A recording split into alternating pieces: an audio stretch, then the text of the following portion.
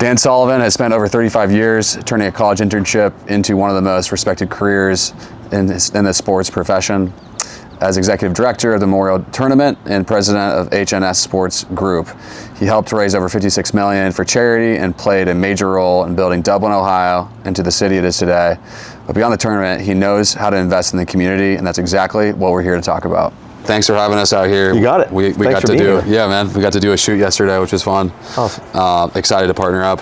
Yes, for the event that you guys do every year. Yeah, appreciate it. Yeah, we're really excited about the 50th. It's I've worked here for so long that I've almost been to every single one of them. Let's go. And really looking forward to seeing this one come together. Love it, man. Yeah. Kicking things off, if you could just tell people who you are, and if you want to start from birth, you can. Okay. But your background, I'll give it your professional I'll career. relate it to this place. Yeah, and then how you got to where you're at today. That'd be great. You got it. So born in Columbus, Ohio, never left. Went to Miami of Ohio. Worked here as a bartender and waiter in 1986. Came back as an intern in 87. I worked at Memorial in the Ryder Cup. And then left for 4 years and worked in radio sales for WTVN. Okay. And then got bored with that and decided that I wanted to be I wanted to sell media, or I wanted to be in sports marketing. And I got a chance to come back here to be sales and marketing director in 1991. And I worked from 91 till 2000 as sales and marketing. At that point, Jack Nicklaus was starting a sports marketing company overall, and I got a chance to dabble in that for a little bit, and then created our own company in 2001 called HNS Sports Group, Heinz Nicholas Sullivan, and I became the director of the tournament at the same time. So my entire life and career has been around this place. Totally, I love it. Yeah. And then obviously you're running the whole shindig now. Yeah. How did you get from just being a bartender to running the entire thing? Was it a certain mindset? Was it luck? Like, how does one do that? It's a combination of a lot of things. I went to Miami, Ohio with a marketing degree. I knew I had the mindset to be some kind of salesperson, and I really liked the business aspect of just trying to solve problems. Got an opportunity I love sports. Back then, in 1987, sports marketing wasn't much. It wasn't like it is today. So my dad looked at me and he's like, "What the hell are you going to do?" And I'm like, "I'm going to try to promote sports." And it very much was hard work, just trying to figure it out in the beginning. How do I fit into this thing? What do I do? How do we create it? Way back then, I sold everything, but I also put the media plan together and did the marketing, because the tournament was just in a different place than what it is today. Now we have people that are specializing in all that stuff. And along the way, I just kind of learned as much as I could, connected with a bunch of people. I felt like I could make a career out of it. And luckily enough, I have. And along the way, being tied to a great iconic event like the Memorial, being able to have an interaction with Jack Nicklaus and his organization, being tied to the PGA Tour, has brought a lot of benefit along the way.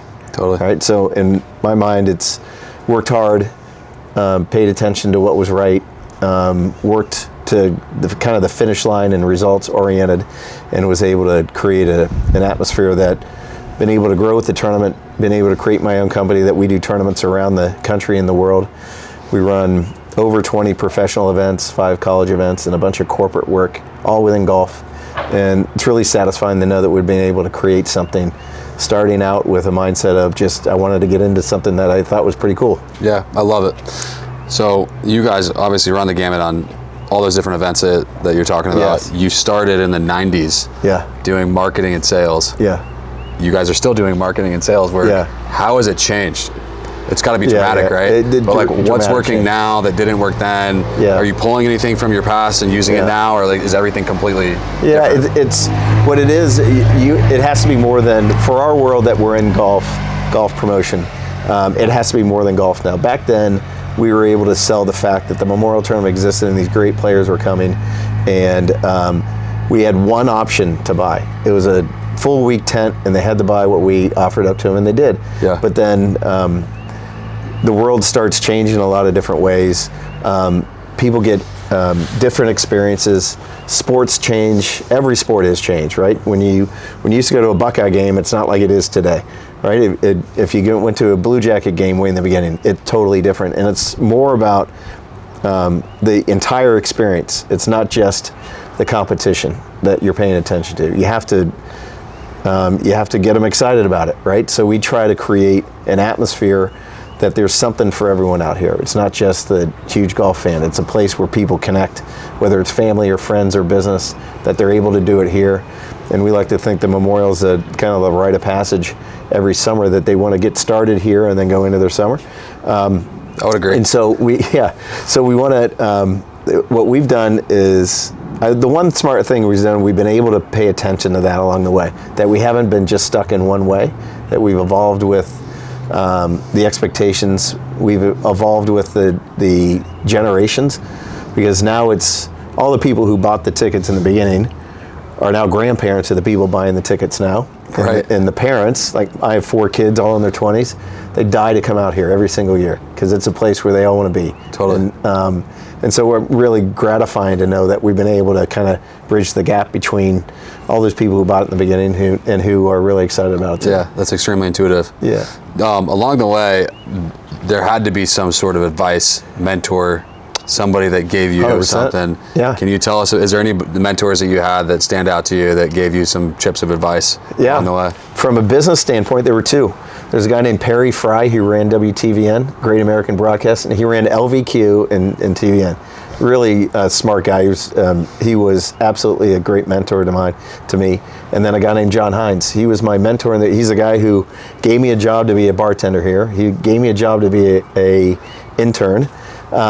He gave me the first job to be the sales and marketing director, and he became my partner in HNS in 2001.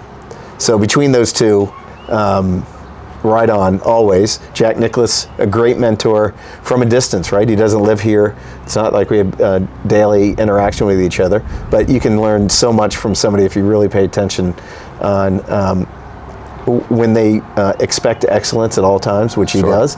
You can learn a lot from people who just do it the right way, with the right thoughts and the right mindset about how to treat other people.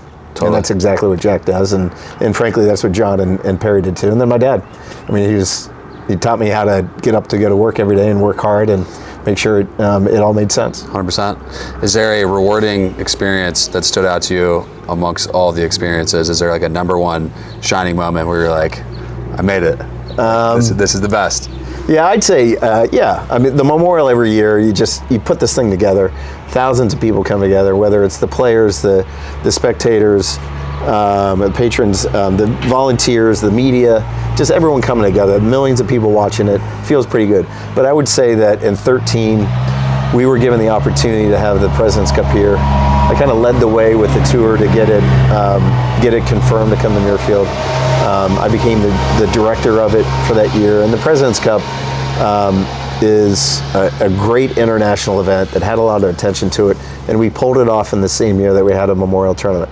And I think there were plenty of people who looked at us saying, "You're nuts to try to do that." I think that's nuts. Yeah, and we did it within 5 months of each other. Let's go. And I would say that honestly, for me personally, it became kind of a jump-off point, and for our company, it did too. That's amazing, man. Is there any standout challenge that you went through? If so, how did you overcome it?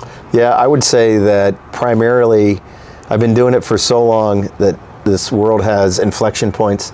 So the first one was .com, when that bubble happened way back in 2000, where everyone was spending money and then no one was spending money. And we had to figure out on how to keep on going, because they can kind of consume the market with their spend. The financial meltdown in 2009 was a total disaster for everyone. We had a client, Morgan Stanley, who is our presenting sponsor. They refused to use any of their benefits tied to the tournament, and we had to figure out how to run a golf tournament without having the presenting sponsor with us. And then coming from a guy who does sponsorships, that's a nightmare. Yeah, it's a nightmare. And they were willing to cover the cost of it, but it was just the activation that we knew that they weren't long for it, because all of a sudden now they can't activate around that. And that was a really tough period. There was a lot of companies that went down with that, and they were spending money in the marketplace, spending money in golf. And so I'd say those 2 points have been real struggles to figure out how to get up every day and go figure out who's next, because that group's going away. Yep. And then in the end, COVID, right? So COVID affected everyone in every different way. For us, I just joked at the time, we're the group that we're only in business to bring people together, to have people collect in one place, and we weren't allowed to bring anybody together. So in 2020, did you have people that actually attended the? No. None. We hosted 2 tournaments back to back with no people. So the answer is outside of the golfers and their golfers. Support, I joked it was like an AGGA junior event because no one was here and no one was watching. How weird. So we had the Memorial Tournament. We actually moved it into July because we kept on thinking that we were going to get the right to have fans. And so we worked with the tour to move it later in the year as other tournaments were canceling. The state of Ohio, the governor, DeWine, approved our plan. We wrote a 100-page plan on how we were going to have people on the golf course and have them compartmentalized into different groups around the golf course where they could not be next to each other. It's fascinating to work on. That plan was actually adopted by the state and approved, but the PGA Tour declined it. And along the way, the PGA Tour came to us and said, hey, would you mind if we had another professional event in the state of Ohio? We said, well, why would you do that? Why don't you just do them back-to-back at Muirfield so that you don't have to travel? The people would stay in one place, one hotel. They could be quarantined when they're not on the golf course, and they accepted it. So we did 2 events back-to-back. We created a professional event out of thin air, and then we had the Memorial. That's crazy. And I would say it was a lot of lonely time in that office trying to figure out what to do and how to do it. 100%. And then and other people in their offices being sequestered because we weren't allowed to be with each other, right? And figuring it out together and working with the state, working with the tour to come up with a plan, and we executed them. I love it. Yeah.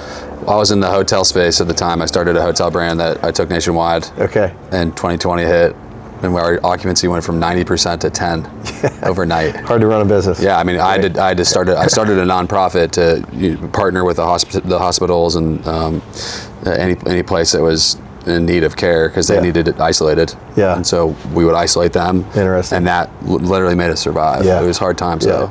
Yeah, for sure. You work with millennials, probably Gen Z, all these different younger folks. We do. Yeah. What advice do you have for the people that are in the beginnings of their careers? Is there anything that you see in them that you want to see more?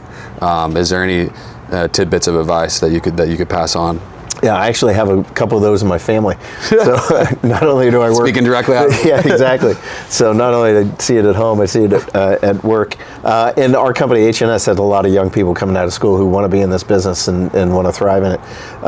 My daily advice is, honestly, I'm a huge believer in people have to be together in order to succeed. Being isolated and working from home, to me, isn't something that makes sense because you learn so much from interacting with each other. From even if you're not in a meeting, walking down the hallway and having a conversation. Especially when you're young and trying to figure out what to do and how to do it, because you can learn from other people what's right or what's wrong, and you can also just pick up so much without even knowing you're picking it up. You can pick it up, right? So that would be my one advice I say to our own team, to my own kids, is just make sure you're visible, make sure you're there, that you're present, and that you're paying attention. And from there, you can do whatever you want to do. I mean, you have to work hard, you have to be skilled at what you're paying attention to. You've got to have a passion for it. But in the end, if you're visible and if you're present, then you're going to learn a ton. Totally. And last couple questions for you. This is obviously an important year, 50th anniversary. You've been a part of this tournament since, what you said, 1991? Yeah. Good memory? Yeah. What does this year mean to you? I'd say it's just gratifying to know that we're part of something that has stood the test of time. It's great that Jack Nicklaus had a thought. Just think about this. We say it all the time. When he created the Memorial Tournament, in his mind, he was 26 years old. When it became reality, he was 34. Okay, so we think of Jack Nicklaus as this icon that's been that's older and been around the world. But in the beginning, he was a young person who had a vision to bring something to Columbus, Ohio, and he executed it amazingly. Right? I mean, he built this place. He went with friends and collected, like, what's the number he has? 1,800 acres of land that he put together. This golf course is on 220 acres. He didn't do that when he was a skilled professional. He did it when he was a kid. trying to figure things out. So it's amazing to think that he was able to do that at the beginning and carry it forward for so long, and that people react so well to it. And I think that's the most gratifying piece of it. 100%. And last question for you, who's winning the tournament? That is an awesome question that we're going to find out. We're going to find out. Yeah, thank you very much. Thanks so much for your time. Appreciate it. I appreciate you. Thank you.